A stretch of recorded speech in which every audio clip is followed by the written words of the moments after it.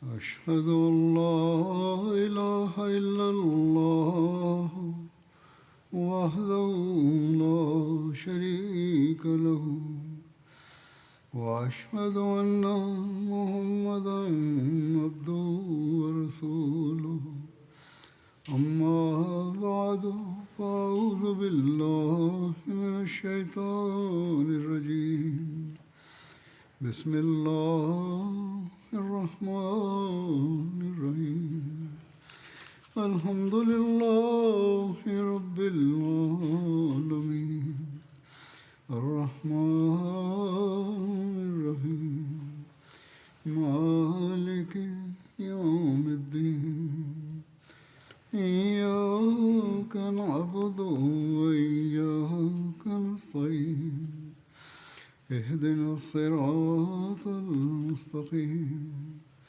صراط الذين أنعمت عليهم غير المغضوب عليهم ولا الضالين.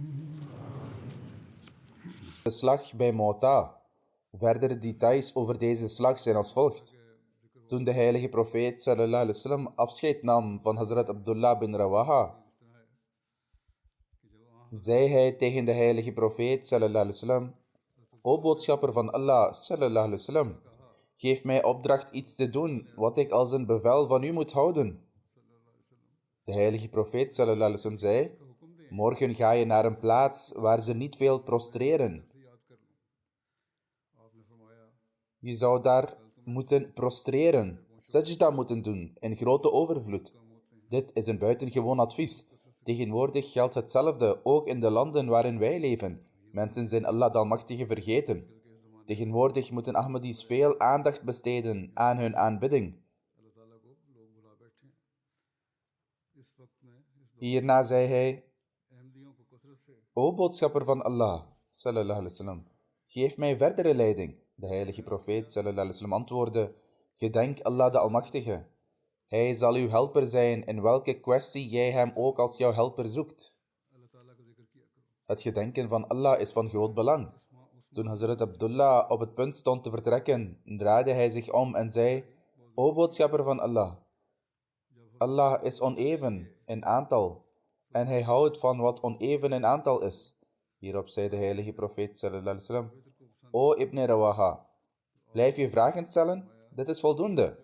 Als je in een staat van wanhoop verkeert en 10 individuen onrecht hebt aangedaan, houd dan niet op goed te doen, zelfs niet aan één enkel individu. Met andere woorden, zelfs nadat er zoveel misdaden zijn begaan, als je een goede daad verricht ter wille van Allah de Almachtige en de vrees voor Allah de Almachtige in je hart hebt, dan is Allah de Almachtige het vergevensgezindst. Daarom vergeeft Allah de Almachtige degenen die goede daden verrichten. Zijn genade is buitengewoon groot. Je moet altijd je best doen om goede daden te verrichten en je te onthouden van het kwaad. Het mag niet zo zijn dat je eerst 10 keer een overtreding begaat en dan zegt dat ik 1 deugd heb verricht. Integendeel, een individu die oprecht berouw toont na het begaan van kwaad, probeert zich te onthouden van het plegen van verdere slechte daden en hij verricht goede daden om de zegeningen van Allah de Almachtige te verkrijgen. In ieder geval, toen de heilige profeet sallallahu alaihi wasallam hem vertelde om niet na te laten ook maar 1 deugdzame daad te verrichten, antwoordde Hazrat Abdullah bin Rawaha: O boodschapper van Allah sallallahu alaihi wasallam, ik zal u geen verdere vragen stellen. Mensen namen afscheid van de leiders die door de heilige profeet sallallahu alaihi wasallam waren aangesteld. Toen ze afscheid namen van Hazrat Abdullah bin Rawaha, begon hij te huilen. De metgezellen vroegen hem wat hem aan het huilen maakte. Hij antwoordde: bij Allah, ik houd niet van de wereld, noch van jou. Ik hoorde de heilige profeet sallallahu alaihi wasallam dit vers reciteren, waarin het vuur wordt genoemd.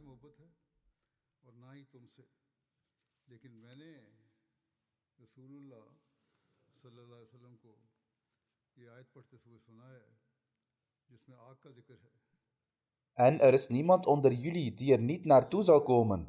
Dit is een vastbestaand besluit van jouw Heer. Hij zei verder: ik weet niet hoe ik terug zal keren als ik er eenmaal ben binnengegaan. Dit waren de omstandigheden die zich zouden gaan voordoen. Hierop zeiden de moslims: mogen Allah met jullie zijn, en mogen hij het kwaad van jullie allen verwijderen, en mogen jullie in een rechtvaardige staat tot ons terugkeren.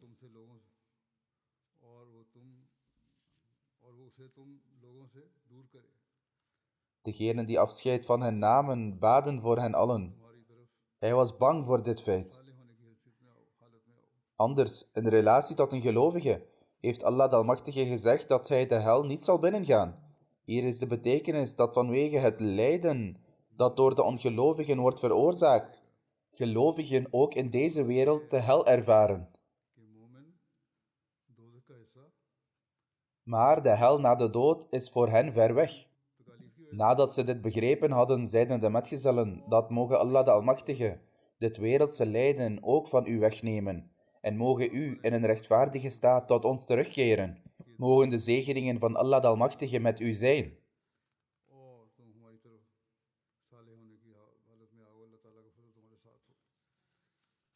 Er staat geschreven dat Hazrat Abdullah bin Rawaha vertrok uit Medina na het verrichten van het vrijdaggebed.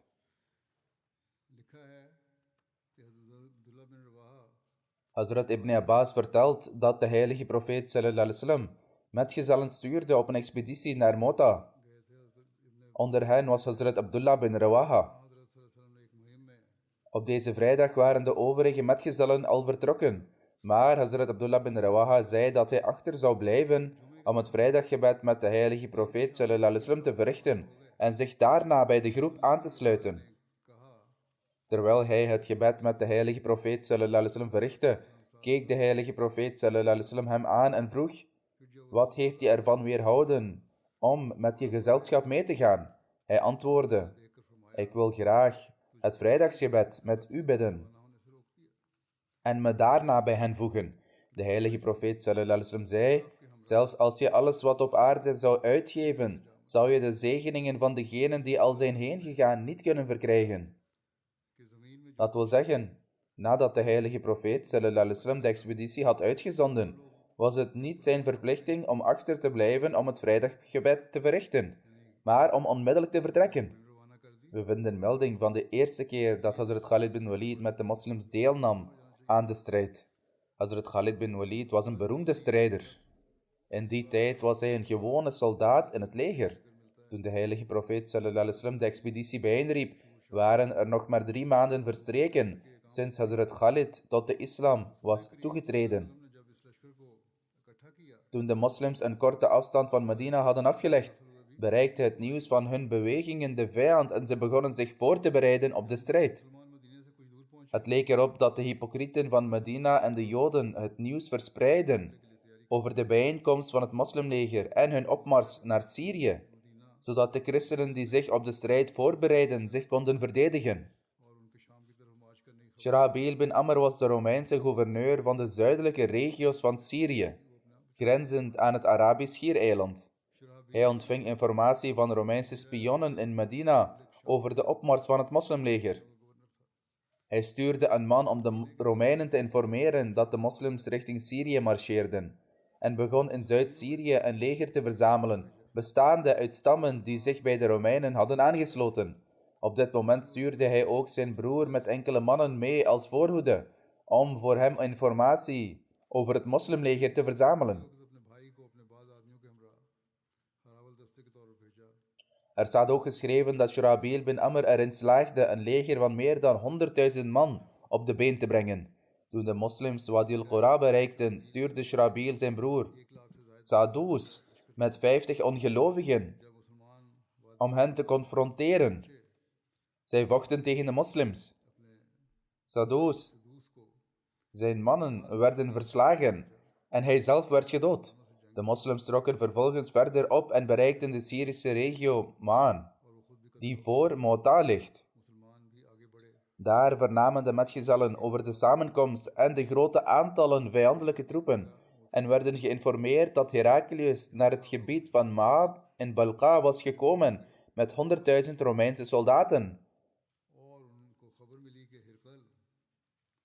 En dat zich nog eens 100.000 Arabieren uit verschillende stammen bij hem hadden aangesloten. De geleerde Zarqani schrijft dat het mogelijk is dat deze kracht van 100.000 hetzelfde leger was dat Shurahabil had verzameld. De moslims bleven 2 nachten in Maan om na te denken en de situatie te bespreken. Sommigen stelden voor dat zij aan de heilige profeet sallallahu alaihi wasallam zouden schrijven om hem van alles op de hoogte te stellen, zodat hij versterkingen kon sturen om hen te helpen, of om een andere instructie te geven, waarna zij actie zouden ondernemen. Hazrat Abdullah bin Rawaha moedigde hen aan om door te gaan en zei: O mijn volk, ik zweer bij Allah, hetgeen jullie nu niet bevalt, is hetgeen jullie zochten. Je begon met het verlangen naar het martelaarschap. Wij bestrijden de vijand niet op basis van onze aantallen of kracht. Onze jihad wordt niet bepaald door ons aantal of onze kracht.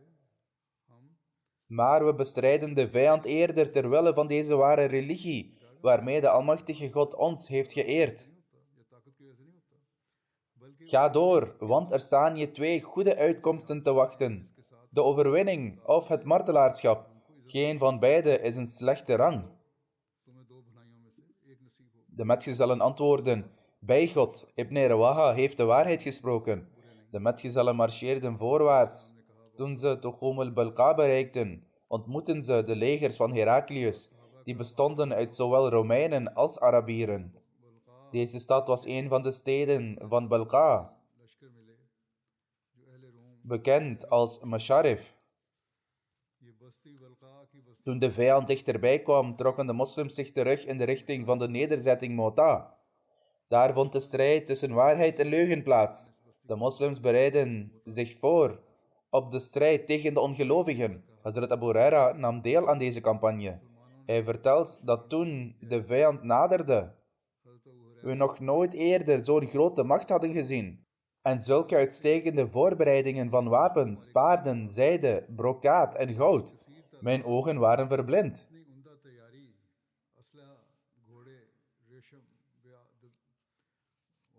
Mijn ogen waren verblind. Hazrat Thabit bin Arqam zei aan mij: Abu Huraira, zie jij een groot leger? Ik antwoordde: ja. Thabit zei: je hebt niet met ons deelgenomen aan de slag bij Badr. Wij hebben niet gezegevierd dankzij de aantallen. Ibn Ishaq heeft opgetekend dat de moslims voorbereidingen troffen tegen de polytheïsten. Commandanten aanstelden die toezicht hielden op de rechter- en linkervleugel van hun leger. Wat betreft de marteldood van Hazrat Zaid wordt er verteld dat er hevige gevechten uitbraken. Hazrat Zaid bin Haritha vocht moedig met de banier van de heilige profeet sallallahu alaihi wasallam, totdat hij de marteldood stierf door de speren van de vijand. Vervolgens nam Hazrat Jafar de islamitische vlag over en zette de strijd voort. Toen de strijd hem hinderde, steeg hij af van zijn paard.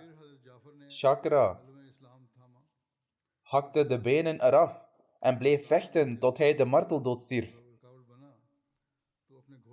Hazrat Jafar was de eerste moslim die de benen van zijn paard afhakte op de weg van Allah. Een man van de stam Banu Murra bin Auf, die deelnam aan de slag bij Mota, zei: het is alsof ik nog steeds zie hoe Jafar van zijn paard, Shakra, afstijgt en zijn benen afhakt en vocht totdat hij de marteldood stierf, terwijl hij de hele tijd reciteerde: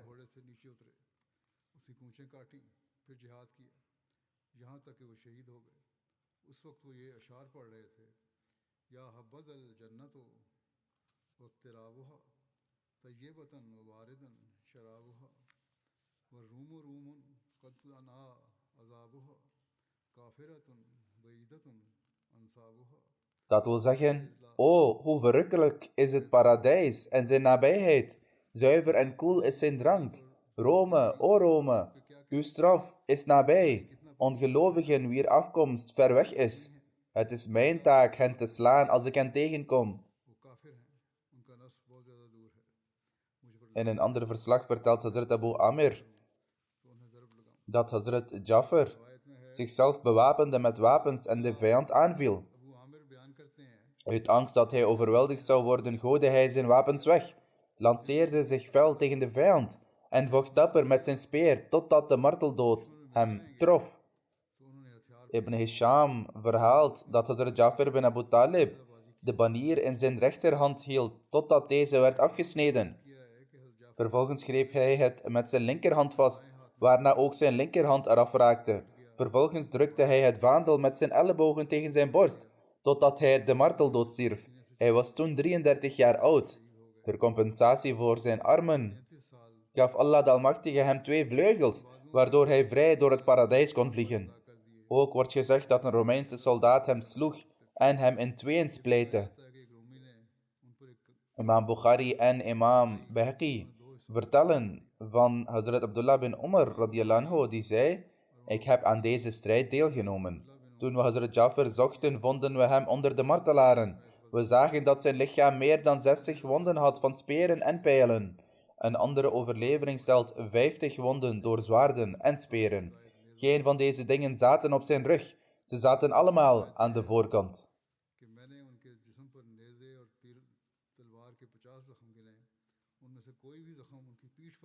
Na de marteldood van Hazrat Jafar nam Hazrat Abdullah bin Rawaha het islamitische vaandel over. Zoals eerder vermeld over Hazrat Abdullah bin Rawaha is er vastgelegd dat hij op zijn paard vooruit ging. Na Hazrat Jafar werd Hazrat Abdullah bin Rawaha de commandant. Hij ervoer aarzeling en lichte angst in zichzelf en droeg vervolgens het volgende gedicht voor, waarvan de vertaling luidt: O mijn ziel, ik heb gezworen dat je het slagveld zult betreden. Het zij vrijwillig, het zij gedwongen. Wat als mensen samenkomen met gespannen bogen? Vind ik dat je terughoudend en aarzelend bent ten opzichte van het paradijs? In de vorm van poëtische coupletten zei hij: je hebt al lang vrede met het leven. Jij bent slechts een druppel die uit een oude waterzak druipt.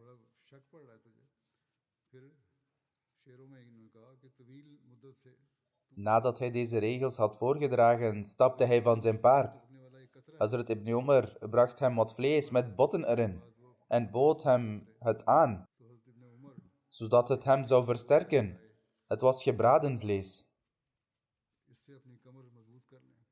Hij maakte toen een moeilijke periode door. Hij nam een stuk van dat vlees en begon te eten. Toen hij geluiden van vechtende mensen hoorde en er een gevecht ontstond, te midden van de kletterende zwaarden, zei hij tegen zichzelf: je bent nog steeds op deze wereld genietend van eten. En hij gooide het bot weg, terwijl mannen met zwaarden vechten. Hij gooide het bot onmiddellijk weg, greep zijn zwaard en stormde naar voren en vocht dapper totdat hij de marteldood stierf. Met zijn martelaarschap verdween het islamitische vaandel. De moslims en polytheïsten waren volledig met elkaar vermengd en sommigen trokken zich terug. Op dit kritieke moment riep Hazrat Utba bin Amir herhaaldelijk: O mijn volk, het is beter om met voorwaartse blik te vechten dan je af te keren van de strijd. Op deze manier probeerde hij de moslims te motiveren. Volgens één overlevering werden Hazrat Zaid, Hazrat Jafar en Hazrat Abdullah in één graf begraven. Hazrat Abu Amir vertelt dat na het martelaarschap van Hazrat Abdullah bin Rawaha de moslims zware tegenslagen leden. Hij vertelt dat hij niet eens 2 moslims bij elkaar kon vinden. Ze raakten volledig verspreid. Een Ansari-man raapte snel de gevallen banier op, plantte het stevig neer en riep, en verzamelde de verspreide moslims om zich heen. Nadat de banner was teruggevonden, verzamelden de moslims zich rondom hem. Toen hun aantal groter werd, benaderden ze Hazrat Khalid bin Walid. Hazrat Khalid weigerde aanvankelijk de banner mee te nemen, met de stelling dat de Ansari meer verdienstelijk was. Maar de Ansari hield vol dat hij het speciaal voor hem had opgepakt.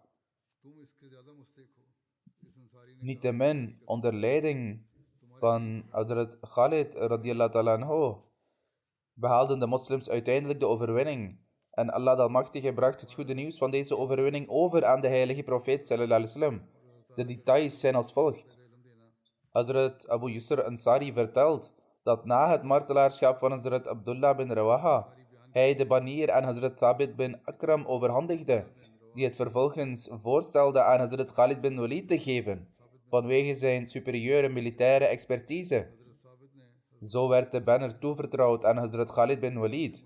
Ibn Ishaq voegt eraan toe dat toen Hazrat Khalid het bevel overnam, hij de mensen beschermde door hen vakkundig te reorganiseren en zich opzij te trekken.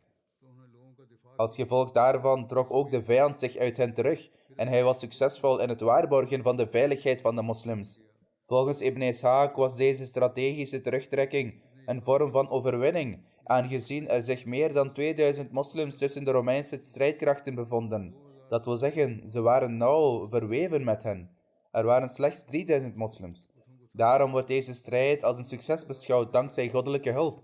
Vooral omdat de vijand de moslims in grote aantallen had omsingeld en het was waarschijnlijk dat onder dergelijke omstandigheden alle moslims de marteldood zouden sterven. Dat was een mogelijkheid. Om dit te suggereren zou een strijd zijn met de woorden van de heilige profeet sallallahu alaihi wasallam, dat Allah de Almachtige hun de overwinning zou schenken. Met andere woorden, ze zouden gered worden. Een overwinning heeft veel verschillende aspecten. De meeste historici komen tot de conclusie dat Hazrat Khalid en zijn metgezellen dapper vochten tot ze de overwinning behaalden. Hazrat Abu Amir vertelt dat toen Hazrat Khalid de banner in handen nam, hij een aanval tegen de vijand leidde. Dankzij Allah de Almachtige werd de vijand geconfronteerd met een verwoestende nederlaag, zoals nog nooit eerder was waargenomen. Volgens een overlevering konden de moslims vrijelijk vechten.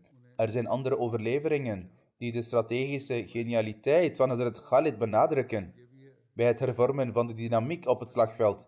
Er staat geschreven dat Hazrat Khalid het leger bij Mu'tah herschikte en een groep ruiters selecteerde, hen de opdracht gaf om 's nachts in het geheim naar het zuiden te gaan richting het Arabische Schiereiland, achter het moslimleger, en kamp op te zetten op een plek waar de Romeinen hen niet konden zien. Hazrat Khalid gaf hen opdracht zich op te splitsen in cavalerie en van achter het moslimleger richting Mu'tah te komen, terwijl ze luidkeels leuzen roepen en met hun paarden over onverharde paden rennen om het vuil omhoog te laten komen.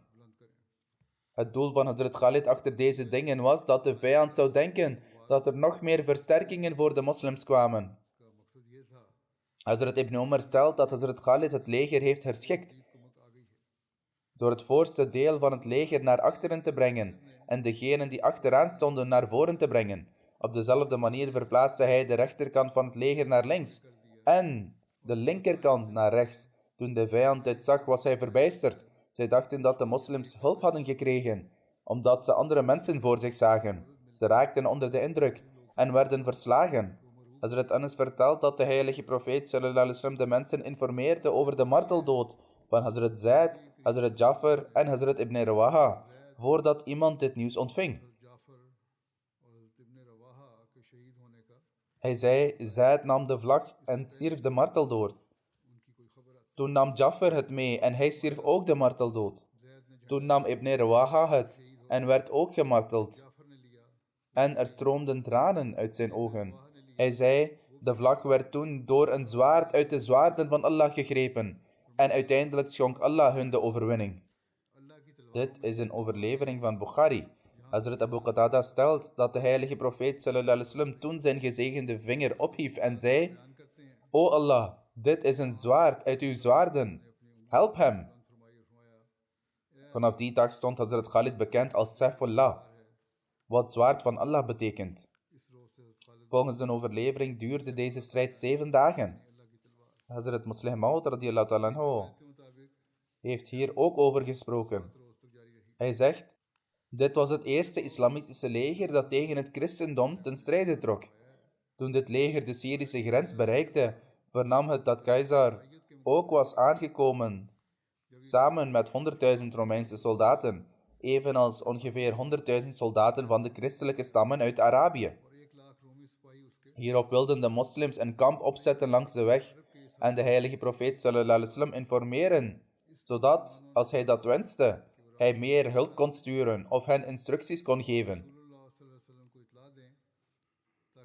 Toen ze advies gaven aan elkaar, stond Abdullah bin Rawaha hartstochtelijk op en zei, O volk, u bent uit uw huizen vertrokken om de marteldood te sterven op de weg van God. en toch maak je je nu zorgen over datgene wat je van plan was te doen. Hij zei, we hebben niet aan gevechten deelgenomen vanwege onze aantallen, onze kracht of onze overvloed. We hebben de vijand bestreden omwille van dit geloof, die God de Almachtige door zijn genade voor ons heeft neergezonden. Als de vijand talrijker is dan wij, dan is dat zo. Uiteindelijk zullen we minstens één van de twee deugden hebben. Of we zullen overwinnen, of we zullen de marteldood sterven omwille van God. Toen ze dit hoorden, zeiden de mensen dat Ibn Rawaha volkomen gelijk had en het bevel werd gegeven om uit te gaan. Terwijl ze oprukten, zag het Romeinse leger hen naderen. De moslims stelden hun gelederen op in Mota en de strijd barstte los.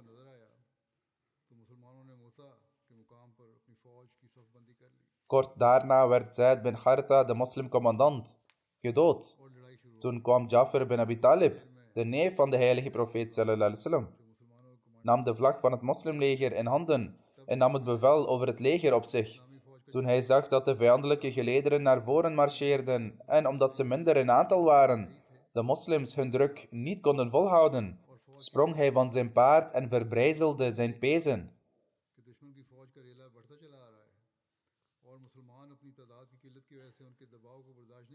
Dit betekende dat hij in ieder geval niet bereid was om van het slagveld te vluchten. Hij zou de dood liever verwelkomen dan te vluchten. Dit was een Arabische gewoonte. Ze zouden hun paarden zo doorsnijden, zodat het paard niet rondrent zonder ruiter en chaos veroorzaakt onder de legers. Daarom zouden ze niet alleen afstappen, maar ook hun knieën verlammen. Korte tijd later werd zijn rechterhand afgehakt. Toen hield hij de vlag met zijn linkerhand vast. Toen werd zijn linkerhand afgehakt en dus hield hij de vlag met de stompjes van zijn handen tegen zijn borst en bleef op het slagveld staan totdat hij de marteldood stierf. Toen, in overeenstemming met de instructies van de heilige profeet sallallahu alaihi wasallam, nam Abdullah bin Rawaha de vlag in bezit en ook hij stierf de marteldood terwijl hij tegen de vijand vocht. Destijds was er geen mogelijkheid voor moslims om elkaar te raadplegen en een leider aan te wijzen. De moslims stonden op het punt het slagveld te verlaten, omdat ze in aantal overtroffen werden door de vijand. Maar toen hij door iemand werd aangemoedigd, nam Khalid bin Walid de vlag in bezit en zette de strijd tegen de vijand voort tot in de avond. Op de tweede dag ging Khalid bin Walid met zijn vermoeide en gewonde leger op pad om de vijand tegemoet te treden. Hij verplaatste verstandig de voorkant van het leger naar achteren en bracht de achterkant van het leger naar voren. Hij verplaatste de rechterkant van het leger naar links en de linkerkant naar rechts. Ze riepen ook leuzen en wekten de indruk dat ze versterkingen hadden ontvangen. Hierop trok de vijand zich terug en Khalid bracht het moslimleger veilig terug. De vijand trok zich uit zichzelf terug en de moslims achtervolgden hen niet. De moslims waren niet bang voor hen. De vijand trok vanzelf weg. Op dezelfde dag informeerde Allah de Almachtige de heilige profeet sallallahu alaihi wasallam over dit incident door middel van een openbaring. De heilige profeet sallallahu alaihi wasallam riep iedereen op om zich in de moskee te verzamelen. Toen hij de preekstoel beklom, stroomden de tranen uit zijn ogen. Hij zei, o mensen, laat mij jullie informeren over het leger dat ten strijde trok. Het leger vertrok van hier en stelde zich op tegen de vijand. Toen de strijd begon, werd eerst Zaid gedood. Daarom moet je voor Zaid bidden. Hij zei toen nam Jafar de vlag op en viel de vijand aan totdat ook hij de marteldood stierf. Je moet dus voor hem bidden. Toen nam Abdullah bin Rawaha de vlag op en vocht dapper tegen de vijand. Maar uiteindelijk stierf ook hij de marteldood. Daarom moet je ook voor hem bidden. Toen nam Khalid bin Walid de vlag in ontvangst. Ik had hem niet tot commandant benoemd, maar hij benoemde zichzelf tot commandant. Maar hij is een zwaard uit de zwaarden van de Almachtige God. Er is een gedetailleerd verslag gegeven van hoe dit gebeurde op initiatief van een vriend. Met de hulp van Allah de Almachtige leidde hij het moslimleger veilig terug. Vanwege de toespraak die bij deze gelegenheid is gehouden, werd de naam van Khalid onder de moslims bekend als Saifullah, dat wil zeggen, het zwaard van Allah. Omdat Khalid pas de islam op een relatief latere tijd omarmde, plaagden sommige metgezellen hem, al was het maar voor de grap of tijdens momenten van oneenigheid. Bij een dergelijke gelegenheid ontstond er een meningsverschil tussen Hazrat Khalid en Hazrat Abdurrahman bin Auf. Hazrat Abdurrahman bin Auf bracht deze kwestie onder de aandacht van de heilige profeet sallallahu alaihi wasallam. De heilige profeet sallallahu alaihi wasallam zei: Khalid, waarom bezorg je deze persoon zoveel verdriet? Wie dient de zaak van de islam sinds de dagen van Badr? Zelfs als je goud zou uitgeven dat gelijk is aan de berg Uhud, kon je de beloning die hij van Allah heeft ontvangen niet verkrijgen. Hierop zei Khalid: O boodschapper van Allah, sallallahu alaihi wasallam, ze bespotten mij en dan reageer ik op deze manier. De heilige profeet sallallahu alaihi wasallam zei toen: Val Khalid niet lastig. Hij troostte hem ook. Waarlijk, hij is een van de zwaarden van Allah, die hij heeft getrokken om de ongelovigen te vernietigen. Deze profetie werd binnen enkele jaren vervuld, woord voor woord. Toen Hazrat Khalid met zijn leger terugkeerde, begonnen enkele van de metgezellen in Medina, die de expeditie niet hadden vergezeld, het terugkerende leger te betitelen als deserteurs, wat impliceert dat ze tot hun laatste ademtocht hadden moeten doorvechten in plaats van terug te keren. De heilige profeet sallallahu alaihi wasallam zei echter: het zijn geen deserteurs, maar krijgers die herhaaldelijk terugkeren om de vijand aan te vallen. Op deze manier profiteerde de heilige profeet sallallahu alaihi wasallam ook de komende gevechten in de regio van Syrië, waarin Khalid buitengewone militaire vaardigheden zou tonen. Bij een gelegenheid, het onderwerp besprekend van de eerbied die aan de vlag van een volk wordt toegekend, verklaarde Hazrat Muslim Maud radiyallahu ta'ala anhu: naties hebben het hoogste aanzien voor hun vlaggen. Soms brengen ze immense offers om de vlag van de vijand te veroveren. En op dezelfde manier brengen ze grote offers om hun eigen te beschermen. Dit wordt niet beschouwd als shirk, net zoals men het respectloos zou vinden als een zoon boven zijn vader zou zitten. Dit komt omdat het in symbolische zin oneer betoont aan de vader. Op dezelfde manier, in de symbolische taal van naties, symboliseert het veroveren van een vlag het vertrappen van de eer en waardigheid van een natie. Daarom zijn naties bereid hun leven te geven, liever dan dat hun banier in handen van de vijand zou vallen. Dienovereenkomstig, in Ghodam al-Ahmadiyya is er een systeem opgezet waarbij Ghodam worden aangesteld om de veiligheid en heiligheid van de Liwaya Ahmadiyyat, de vlag van Ahmadiyya, te garanderen. Hazrat Muslim Maud radiyallahu anhu schrijft: wanneer de eer van een vlag in de harten van de mensen van een natie is gevestigd, zijn ze zonder aarzelen bereid hun leven te offeren voor de bescherming ervan. Omdat het op dat punt niet alleen om een klein stukje stof of hout gaat, maar om de eer van de natie zelf, die voor hen gesymboliseerd wordt in de vorm van een vlag.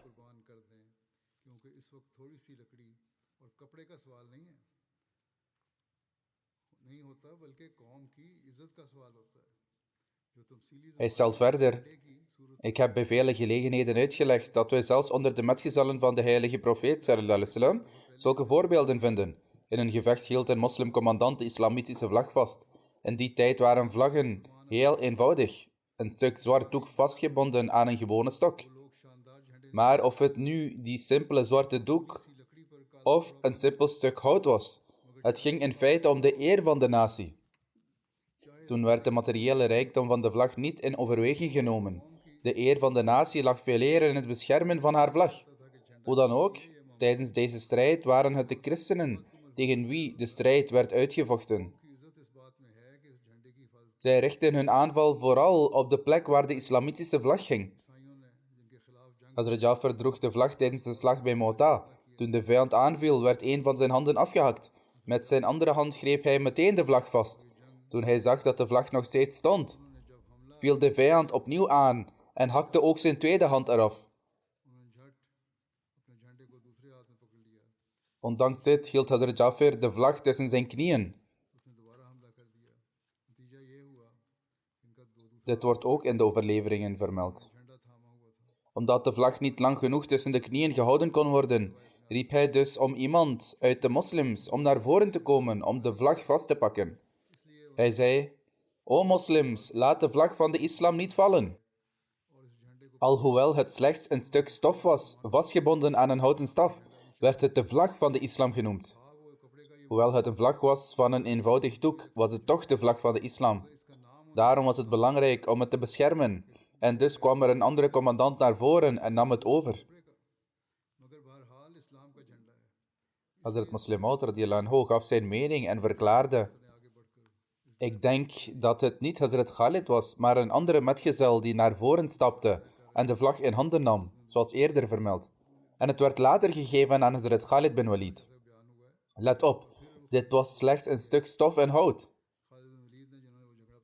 De islam kent op zichzelf geen enkele betekenis toe aan zulke objecten, maar voor zover deze de eer van een natie vertegenwoordigen, verbiedt de islam het eren ervan niet. Daarom zei hij, dit is de vlag van de islam, laat het niet vallen. De heilige profeet sallallahu alaihi wasallam keurde zijn woorden ook niet af. In feite is het bij bepaalde gelegenheden zo dat hij opzettelijk de grootsheid van zulke dingen benadrukte en zou zeggen, wie wil deze vlag meenemen? En dus verklaarde hij tijdens bepaalde gevechten, ik zal deze vlag overdragen aan degene die de eer ervan hoog zal houden. Tijdens zulke momenten zouden de metgezellen met elkaar wedijveren om het voorrecht te verdienen de islamitische vlag te mogen dragen. De details van deze verslagen worden later nog verteld. Ik herinner u er voortdurend aan om te bidden voor de algemene toestand van de wereld. Bid vooral voor de huidige omstandigheden in Pakistan en India. Mogen Allah de Almachtige een einde maken aan het onrecht, de onderdrukten beschermen en de regeringen wijsheid schenken, dat in plaats van over te gaan op oorlogvoering, zij hun zaken kunnen oplossen door middel van vrede en verzoening, en dat zij de internationale overeenkomsten naleven. Mogen Allah de Almachtige op dezelfde manier internationale organisaties in staat stellen, ook al is het tegenwoordig moeilijk om gerechtigheid van hen te eisen, maar mogen Allah de Almachtige hen desondanks de mogelijkheid geven om dit te doen. Mogen hij ook die naties in staat stellen die onderling goede vriendschapsbanden hebben met beide partijen, een constructieve rol te spelen bij het bewerkstelligen van een oplossing tussen de twee landen.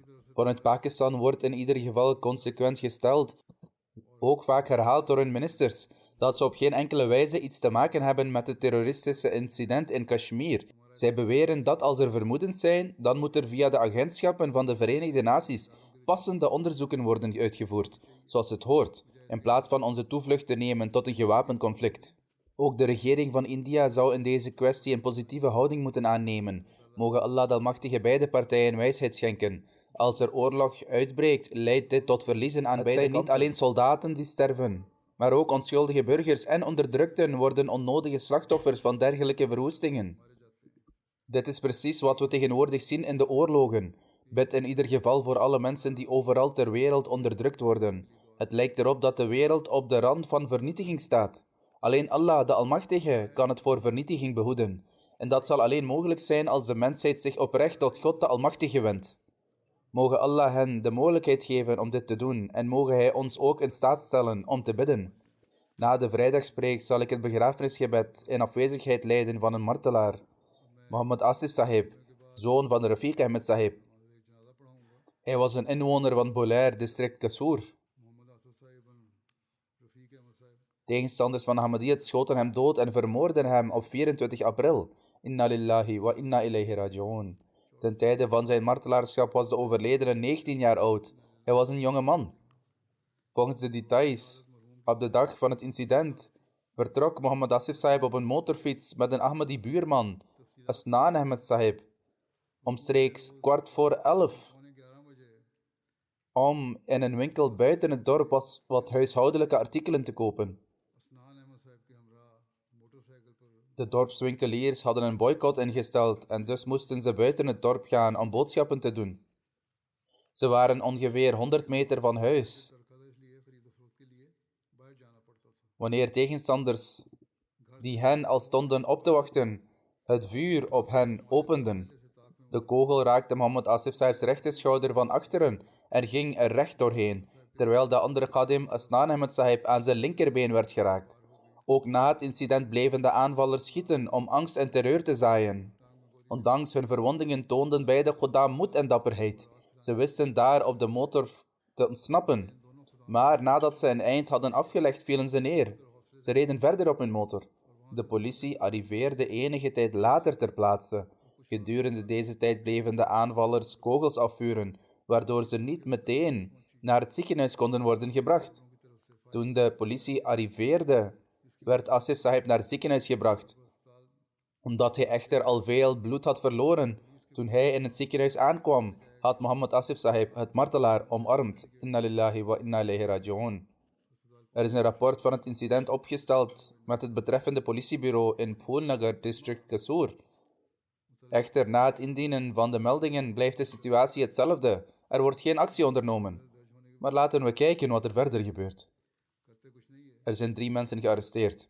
Door de genade van Allah de Almachtige, na het ondergaan van een behandeling, is Asnan Ahmed Sahib, die in zijn voet werd geschoten, hersteld. De afgelopen 3 jaar zijn de vijandelijkheden en de oppositie in Bolair en het district van Kasur sterk toegenomen. Er zijn meerdere ongegronde rechtszaken aangespannen tegen verschillende leden van de Jamaat en velen zijn het doelwit geworden van aanvallen en geweld. Koranversen en de kalima zijn van de graven van overleden Ahmadis geschraapt. In het dorp heerst een algehele boycott tegen Ahmadis. Naast een verbod op het kopen van levensmiddelen en dergelijke in winkels, geldt er ook een verbod op het verkrijgen van water uit de waterzuiveringsinstallatie. Kinderen worden op weg van en naar school lastiggevallen.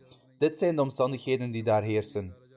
Ahmadiyyat kwam in de familie van de overleden martelaar terecht via zijn overgrootvader, de gerespecteerde Muhammadin Sahib, die de eer had trouw te zweren tijdens het gezegende tijdperk van de tweede kalif, toen hij in 1934 naar Qadian reisde, ter gelegenheid van Jalsa Salana. De naam van de grootvader van de martelaar was Muhammad Yaqub Sahib. De overleden martelaar was de enige zoon van zijn ouders. Hij had een rustig karakter en was erg moedig en dapper. Hij onderhield liefdevolle en meelevende banden met iedereen. Hij was regelmatig in het naleven van de 5 dagelijkse gebeden en stond altijd voorop in het dienen van de Jamaat. Hij had een groot interesse voor sportswedstrijden die onder toezicht van de Jamaat werden georganiseerd en had onlangs de eerste plaats behaald in een districtwedstrijd. Hij nam de volledige verantwoordelijkheid op zich voor de verzorging van zijn moeder, die hartpatiënt is. Zijn moeder zei dat hij een buitengewoon gehoorzame zoon was, die haar nooit ongehoorzaam was. Hij was vriendelijk en liefdevol tegenover alle familieleden en kennissen. Zijn zus Zahida Rafiq zegt dat haar broer heel attent was voor iedereen. Hij was een zeer liefdevolle en meelevende broer. Hij had een sterk verlangen om het martelaarschap te bereiken en Allah de Almachtige vervulde dat verlangen. 3 dagen voor zijn martelaarschap zag ze een droom waarin haar broer werd neergeschoten. De volgende dag belde ze hem om te vragen hoe het met hem ging.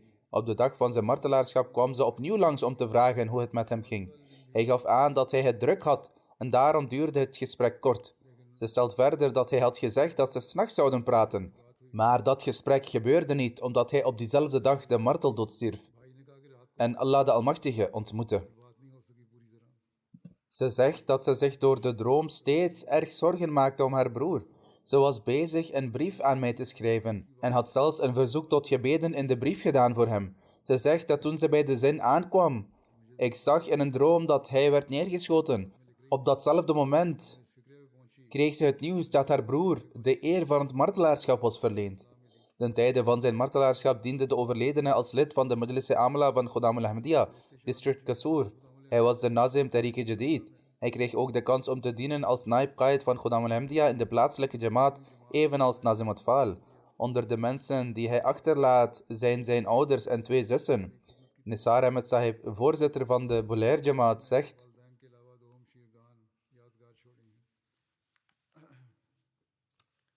de overleden martelaar bezat buitengewone kwaliteiten en was een man met een uitstekend karakter. Ik vond hem een waardige, zachtaardige dienaar van de Jamaat, diep toegewijd en gehoorzaam aan Khilafat. Hij was regelmatig in zijn gebeden en financiële bijdragen en voorbeeldig in Maqari Amal, dienst aan de mensheid en veiligheidstaken. Hij blonk inderdaad uit op elk gebied en nam actief deel aan het werk van de Jamaat. Hij diende zijn ouders plichtsgetrouw en zorgde op alle mogelijke manieren voor hen. Tariq Ahmed Sahib en Muallim zegt: de martelaar was een jonge man met uitzonderlijke kwaliteiten. Hij had geen televisie in huis, maar hij luisterde regelmatig naar de vrijdagspreek op zijn telefoon of kwam naar het missiehuis en luisterde ernaar bij mij thuis.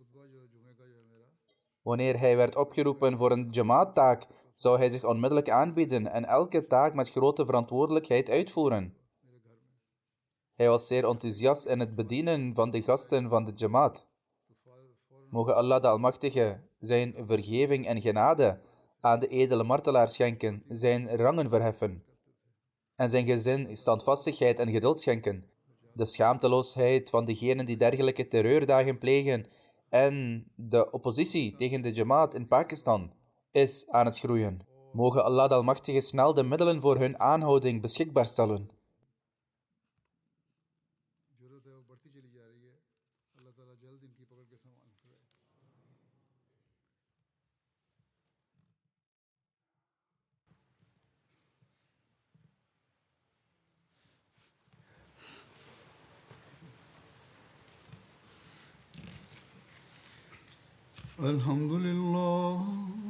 الحمد لله نحمده ونستعينه ونستغفره ونؤمن به ونتوكل عليه ونعوذ بالله من شرور أنفسنا ومن سيئات أعمالنا من يهده الله فلا مضل له ومن يضلل فلا هادي له ونشهد أن لا إله إلا الله ونشهد أن محمدا عبده ورسوله عباد الله رحمكم الله إن الله يأمر بالعدل والإحسان وإيتاء ذي القربى وينهى عن الفحشاء والمنكر